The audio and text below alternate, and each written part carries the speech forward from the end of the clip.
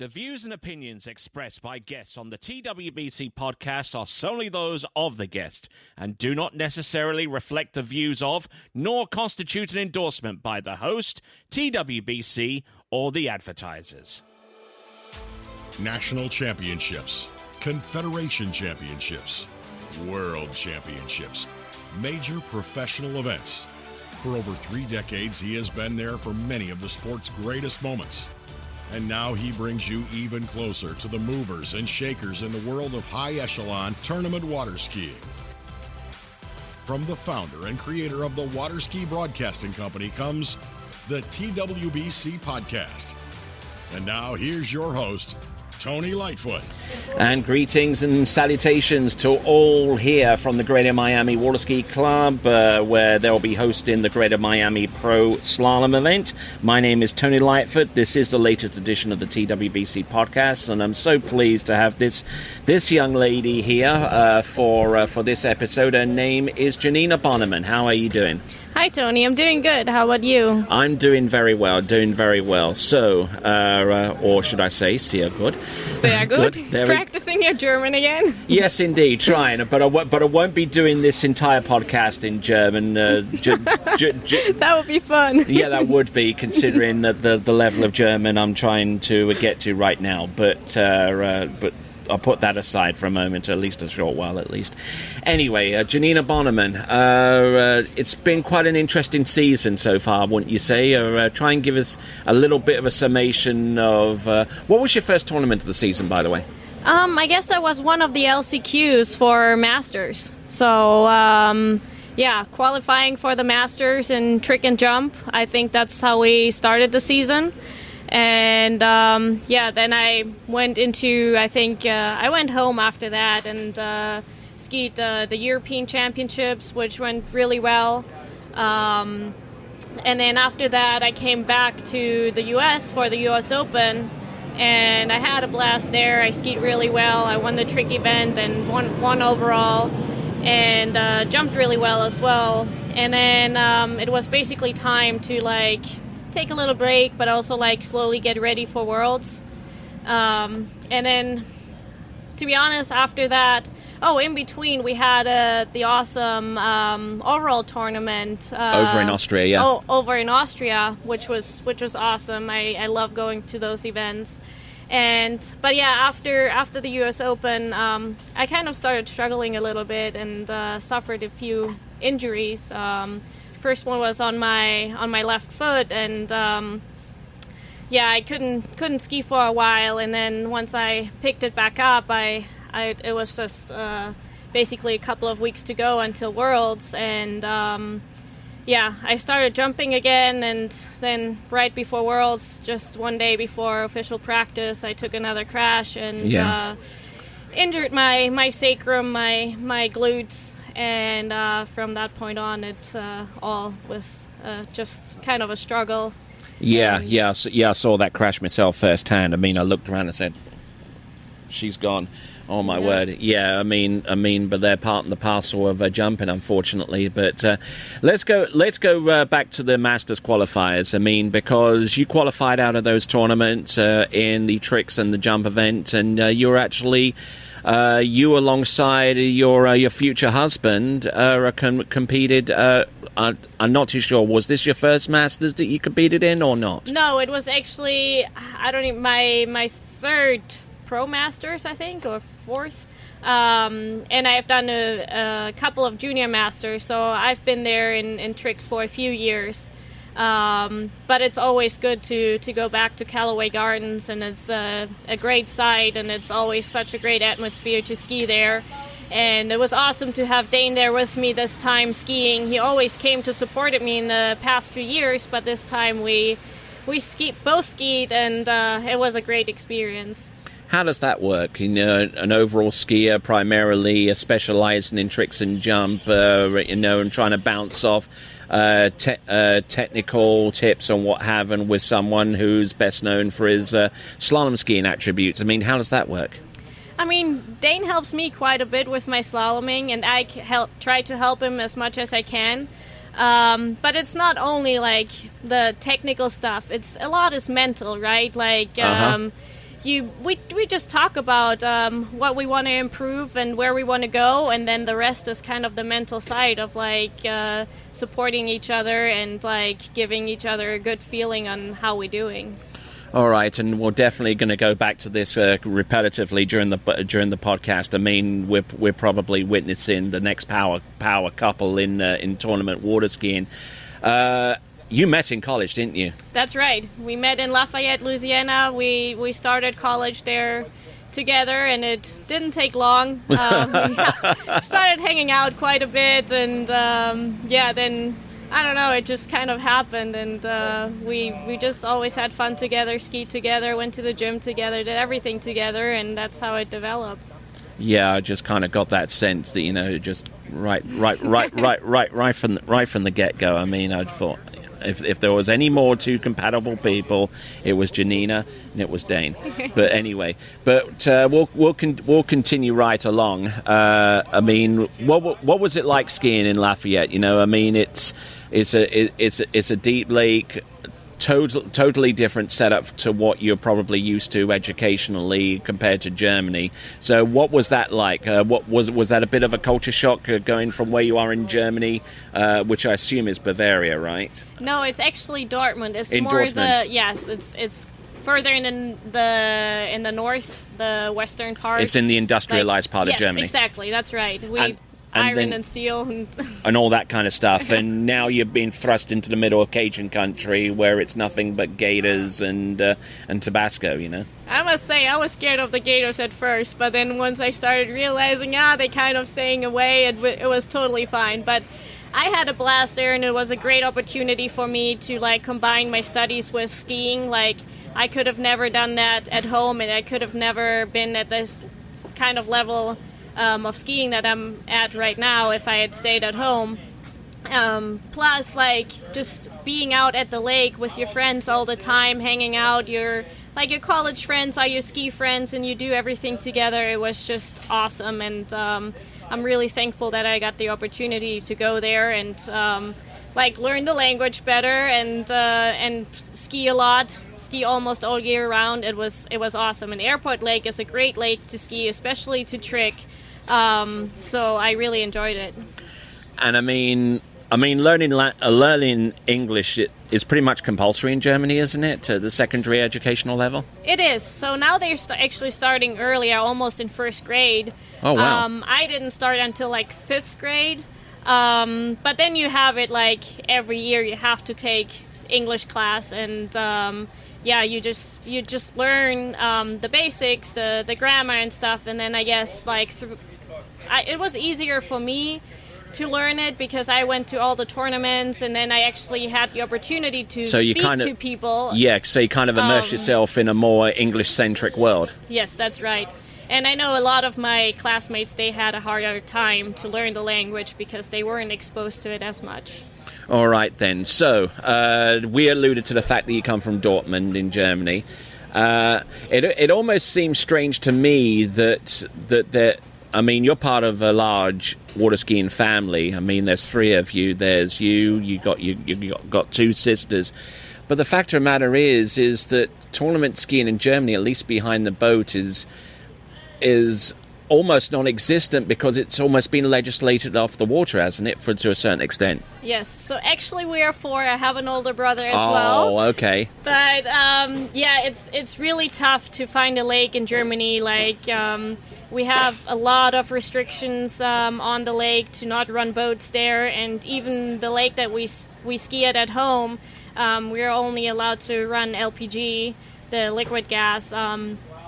Just because of the environment, and to develop a new lake is almost impossible, and it gets harder and harder every year.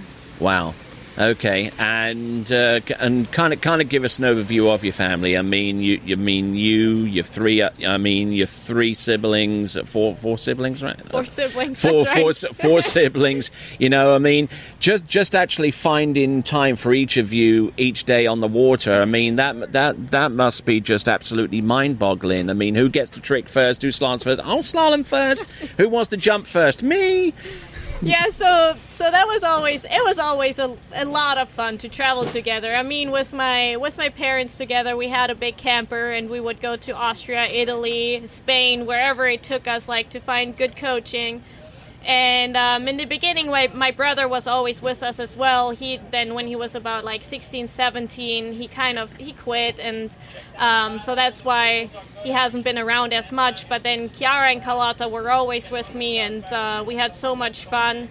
And yes, my parents had to sacrifice a lot to get us on the water, but they just loved it in general. Like, my dad loves the sport, and he wanted us to ski. And at first, it wasn't even planned for us to ski competitively, but we kind of just, like, one step at a time, and we got into it, and then there was no way we were going to stop again. So, thanks to my parents, we all became great skiers. All right, then, let's fast forward a little bit. The Morley US Open, probably the first time that we really seen you ski all season, at least in an overall capacity or for the tricking capacity. I mean, you tricked 10,180 points, which I believe set the European record at that time. That's yeah? right. And you did it twice. I did it twice. I did it in prelims and finals. I had a great weekend, and it just felt ready for it. And I had actually set that record like the year before, but it was at a non-record capable tournament. But we had all the judges, we had all the setup, but it didn't, because it was not approved to be a record tournament, it didn't go through. So I was so happy and stoked to do it at the US Open, and then it was, I guess, the perfect timing, because that also made me win the tournament. All right, then. So, working away a little bit further along from the season, you took a little bit of a rest. I think you was even still battling a little injury. You had an injury to your foot, wasn't it? I had an injury to my foot at that time at the U.S. Open, and it turned out to actually, which I found out later, that I have had a heel fracture. Oh, wow. But it was a non-weight-bearing bone, they told me, and it wasn't that bad. Like, after I was... was it a stress fracture? No, I just landed a little bit weird on something and kind of, like, tweaked it, and then it actually, like, I battled with it for a couple of weeks, then took, like, 2 weeks off, and after that I had no more pain. So I thought it was totally fine until I re-injured my foot at a different spot, and then I actually got an MRI taken before I didn't really do anything about it, because I thought it was just like, oh, it's just a sprain. And so I got that MRI, I got the results back, and I was like, oh, yeah, you've had a fracture at one of the bones in your heel. And then plus that, I had a Lisfranc sprain and some bone bruising in my foot, which took me a while to recover from as well. So I had to take some more time off after that. All right, then. So, Worlds. I mean, obviously, a lot. If you're an overall skier, the Worlds is basically it. You know, I mean, like the biggest prize that you could get in tournament water skiing, and things were looking good. Things were looking really good. I was, even though I had only jumped, like, basically for, 10 days. I was back, like, going over the ramp for 10 days. I felt pretty good, but I guess maybe I just tried to push it a little bit too much, and that's why I crashed. I've been going back so many times, and I can't really explain to myself what really happened. I'll tell you what happened. The wind swung around. Yeah. So it went from a headwind, and then it went to a cross, and by the time you hit the ramp, it was actually a tailwind, and you pressed, and there was nothing there. I mean, it just took the skis from right out underneath you. Yeah, well, so I don't know. It's things you learn from. It was heartbreaking. I wasn't sure if I was going to be able to ski or not in the Worlds, but until then, like, it was all going really well. I was, like, close to running 38, and, like, or I was getting deep 38 every day. I was standing up my trick runs. I was jumping really good. So it was heartbreaking when I crashed, and then didn't really know if I could compete at all. And I mean, obviously, you gave in a little bit of a breakdown as to what happened injury-wise and all that kind of stuff. But I mean, the Austrian, the German team and some of the Austrians rallied round to your corner to try and offer you the best care, the best help that you needed. And you got back and you actually skied in the Worlds despite a crash that could have easily have wiped you out from participating in that event totally. So, I mean, Stefan was definitely on his game helping you out there. It was incredible, the support I got. I mean, like from the start, Giacinta being there, like talking me through it. I was laying on the dock, I couldn't move, and she was just awesome to like walk me through what could have happened and what I should do and all that. So thanks again to Giacinta for being there for me. And then I don't know, like all the people, the Italian team, the French team, like I mean, so many people who reached out to me and helped me. Like it was just incredible to see what kind of support team I had.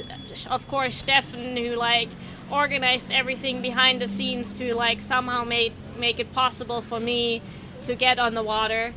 And I'm super thankful that everyone like stepped up and like I don't know, like tried to help me out. I'm still bummed that in the end it didn't go as I wanted it to go, but I guess considering everything, and it went really well.